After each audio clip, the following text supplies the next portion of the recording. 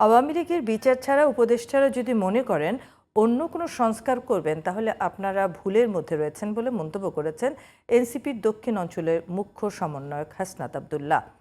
শুক্রবার সন্ধ্যায় কুমিল্লা জেলা শিল্পকলা একাডেমিতে আয়োজিত ছাত্র জনতার গণ আন্দোলনে কুমিল্লায় আহত শহীদ ও বীর সন্তানদের সম্মানে জুলাই সমাবেশে তিনি বলেন, আওয়ামী লীগের টাকায় বিএনপি সহ সব দলের রাজনৈতিক কার্যক্রম পরিচালিত হয়।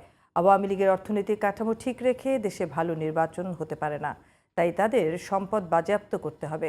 এসব উপস্থিত ছিলেন ফেস দ্য পিপলের সম্পাদক সাইফুর রহমান সাগর, কুমিল্লা দক্ষিণ জেলা বিএনপি আহ্বায়ক আশিকুর রহমান মাহমুদ ওয়াসিম, আবু বাকের মজুমদার সহ অনেকে।